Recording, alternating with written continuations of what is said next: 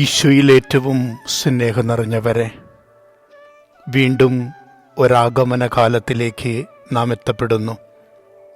ഒരുക്കത്തിൻ്റെ കാലമാണിത്, കാത്തിരിപ്പിൻ്റെ കാലമാണിത്, അനുഗ്രഹത്തിൻ്റെ സമയമാണിത്, പ്രാർത്ഥനയുടെ നിമിഷങ്ങളാണിത്.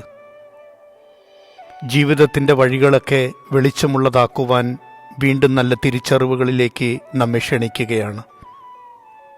അന്ധകാരം വീഴുന്നിടങ്ങളിൽ ഇനി വെളിച്ചമുണ്ടാവട്ടെ.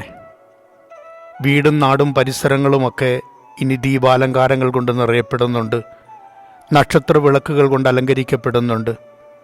പുൽക്കൂടിൻ്റെ ഭംഗിയും അതിൻ്റെ അനുഗ്രഹങ്ങളുമൊക്കെ ഭവനങ്ങളിലും ദേവാലയങ്ങളിലും പൊതുപരിസരങ്ങളിലുമൊക്കെ അരങ്ങേറപ്പെടുകയും ചെയ്യുന്നുണ്ട്.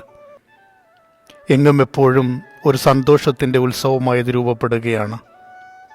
എന്നാൽ കാത്തിരിപ്പിൻ്റെ കാലമായിട്ട് വീണ്ടും നമ്മളെ ഓർമ്മപ്പെടുത്തുന്നത് കഴിഞ്ഞുപോയ എന്തെങ്കിലും ഒന്ന് ഓർക്കുവാൻ വേണ്ടിയല്ല, വീണ്ടും വീണ്ടും മഹിമയോടും പ്രതാപത്തോടും വരുന്ന യേശുവിനെ അതിൻ്റെ നന്മയോടും തനിമയോടും സ്വീകരിക്കുവാൻ വീണ്ടും ഒരു പ്രേരണകൾ നൽകുകയാണ്. പ്രാർത്ഥനകൾ മുടക്കാതിരിക്കുക, പ്രായശ്ചിത്തങ്ങൾ അവസാനിപ്പിക്കാതിരിക്കുക, ഉൾക്കാഴ്ചയുള്ളവരും അതോടൊപ്പം തന്നെ വിശ്വാസമുള്ളവരുമായിരിക്കുക. ഉണർവുള്ള മനുഷ്യരെക്കുറിച്ചൊക്കെയാണ് ഇനി നമ്മൾ വചനം പറയുവാൻ പോകുന്നത്.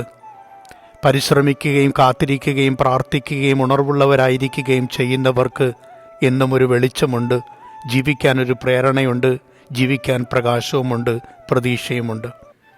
ഇതൊരു പ്രതീക്ഷയുടെ തിരുനാളിനുള്ള പ്രാർത്ഥനാപൂരിതമായ ആരംഭമാണ്. നഷ്ടപ്പെട്ട ജീവിത സാഹചര്യങ്ങളിൽ നിന്നും കഷ്ടപ്പാടിൻ്റെ ജീവിതചര്യകളിൽ നിന്നും രക്ഷ നൽകുന്ന അനുഗ്രഹത്തിലേക്ക് ക്രിസ്തു വീണ്ടും നമ്മളെ വിളിക്കുന്നുണ്ട്. അവസരങ്ങൾ നഷ്ടപ്പെടുത്തുകയല്ല, അനുഗ്രഹമാക്കുകയാണ് നാം ചെയ്യേണ്ടത്.